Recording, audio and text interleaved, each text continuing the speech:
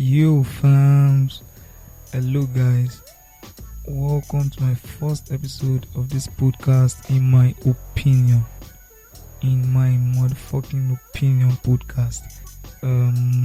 I should have released this episode about last week, but things came up.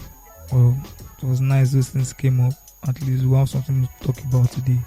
So in this episode, I think this episode should be when your opinion don't mean shit.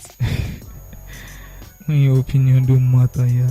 So like sometimes in life I'm not motivating or advising you, but like sometimes in life your opinion is just pure bullshit. So this episode will just be me sharing my experience, like the reason why I couldn't drop the episode as planned last week. So I'll try to narrate the whole incident as brief as I can. And if I'm not brief enough, I'll probably have a part 2 of the story, but I hope not. So like I went to Ikorodu just to see my friend Sha. So on getting there, I couldn't locate one of them house, so I had to go to another friend's house. When we got there, I was like, that day I was actually fasting, so I was kind of hungry. So when I got there, he was even trying to cook, so it makes the situation better. Like I was like, wow, this is good. Then I wanted to get something. Then went out. As we came out of the street and we were almost close to the market, then we just saw a bus parked beside us. What the fuck is this? When I first looked into the bus, I saw this man, big black man with big stomachs and guns. I said, what the fuck? But initially I was just trying to walk away. You know, that kind of thing. Like, this is not my kind of scenario. I don't have any issue with these guys. That was what I thought. He said, enter. They surrounded us. They were like with 2 buses. So they surrounded us, and so they asked for our ID cards. And I actually got them my ID card, but when I dropped my bag, man, it was far from where I was. So like the both of us were no ID card that moment. Then they said, they used that as their excuse to bundle us, because we're not going down till they tell us what we have done. So they took us in because of ID card. ID cards. And I was trying to dodge this kind of scenario because I've had one encounter with an officer again, mid last year, bundled us into their bus. Like we were their first bushmeat of the day. Man, because they came to hunt us. And they were taking us around all the Ikorodu. Took us to a mountain in buildings. They went to an hotel there. They took one guy from the entrance, and in front of the hotel there was a new side there. Like they're just mounting the building, and they went to probably, I don't even know how to explain that part, because probably to scare them away. I think that was the agenda, because those guys that they were showing us plainly how they were hunting guys it's like men versus youth. Guys, there's no better way to explain this again than referring to the old men in the country are against the youth, and the guys, to be precise. So it's a war. There's a war outside. So they go to the site and they chased everybody. I don't even know if they chased everybody, but when they got to the site, everybody ran away, they absconded, everybody flew the fence. The bricklayer boss was the first person to fly the fence. As he flew the fence, his boy behind him was trying to fly the fence also. Probably was not just confident enough. He threatened him, so when they were trying to shoot him, they said they'll go shoot him. He had to pause. doesn't want to get shot. Man is fighting for himself. Man is fighting for his survival. So that was how they took the guy. They were taking us along as they were raiding everywhere. And guys, if you see the way more Nigerian police, like, guy, you know, if you better again. I don't see the height of it all. I've seen the height of it all. Guys, man, like, I'm not sure there's any hope. Like, where's the hope coming from? We're trying to give ourselves hope from when we are not even secure in the country. You never even preach, because that one, no matter the preaching, nothing's going to change. Like, I'm not sure. Probably when we get there, then. And before we get there, these guys have already arranged their children already. But time will tell. So, the police guys, they were taking us around. The electrician that went to buy stuff for his customers. As he came out from the shop, everybody was looking at him like, oh, you can't even stop this one. Guy, people are even carrying bricklayer. What am I saying? They carried this guy live. Because he got to enter his bike. As he was about to climb the bike, he just held his leg, bundled him like that kind of style. They took him into the bus. He said he's a criminal. Funny enough, the youth, like someone like us, young like us, who was in the bus, was assuring us that, hey, man, worry, tomorrow David, come and call. How did you explain? So he said, come and call state. What very question lọ́wọ́ yín? Say what very question lọ́wọ́ yín? I said, okay, in the station. But like my other nigga said, just calm down. Shit like that. So, and again, there was nothing I could even do. They will beat fire out of my body.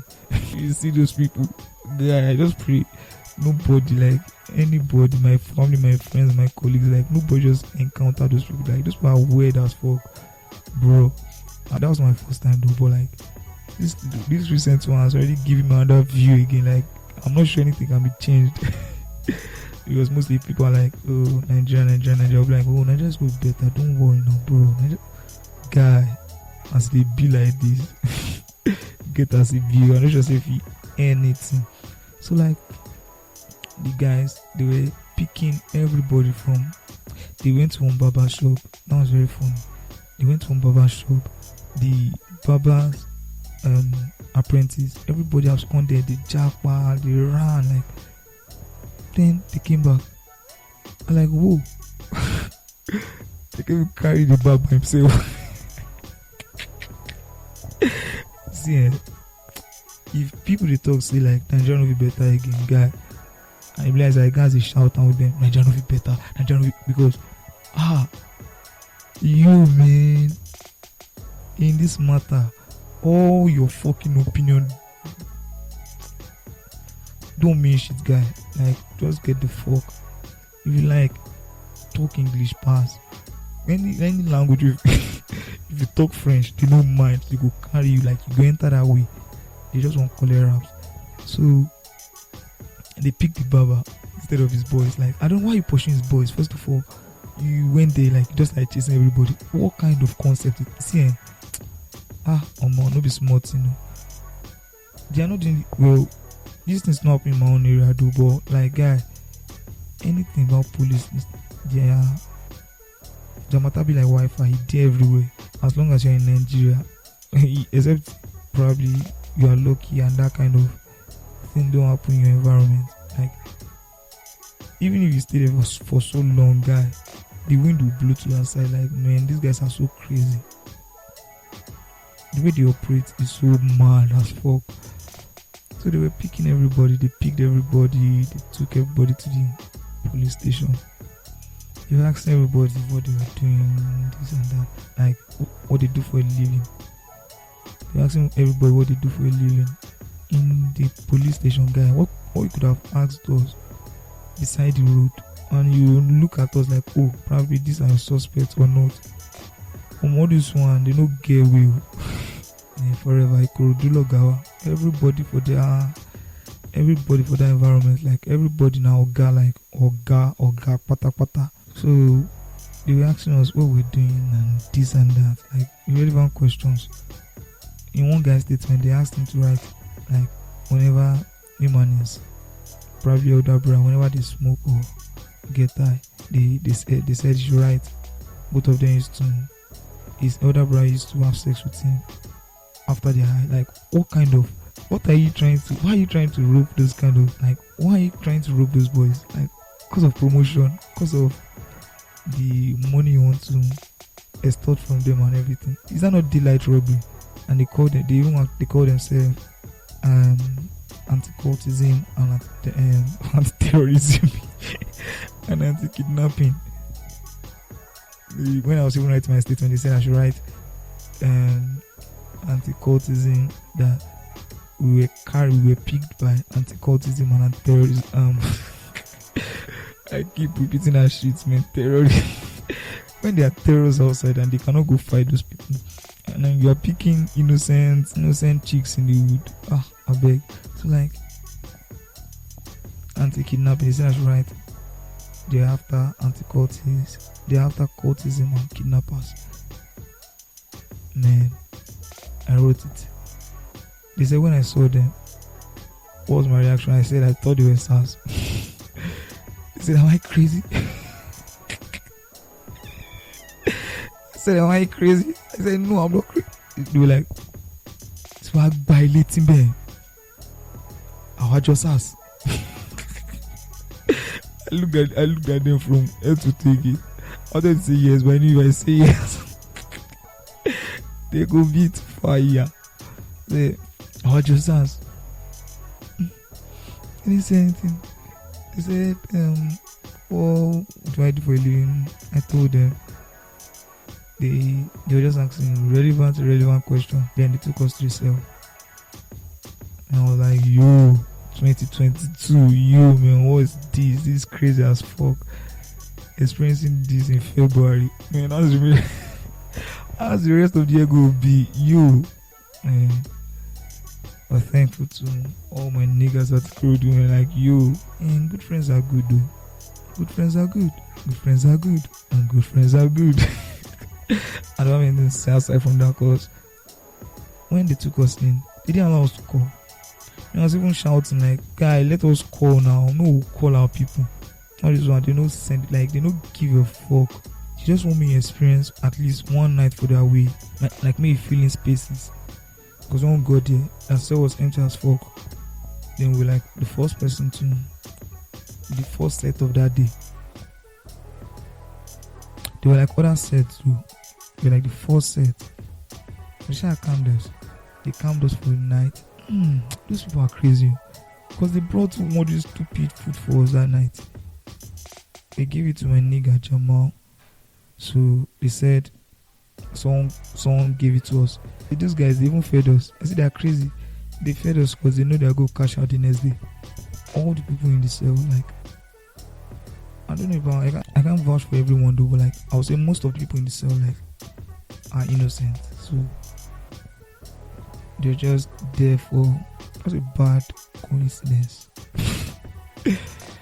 And I don't know if they fed us or probably someone got us food. All I know is that they didn't allow us to communicate to our people outside, and I was 100% sure they were very worried.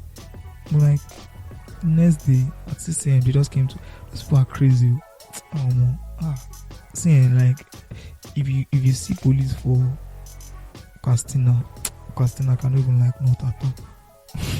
But like, if you see police for Ikeja, see the mentality no different from police we see for inside bush.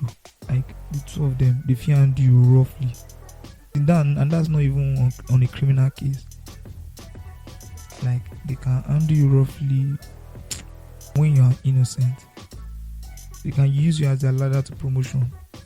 Man, say if my pop one gonna pull this guy, I don't trust them straight up, because like, yo, those people can do and undo. You know, when you see like your children's mates and you just want to invoke fear on them just to extort from them, is that not like robbery? And I've gotten a Nigeria because as you say, like, unannounced. They legalized the level for everybody to dey carry.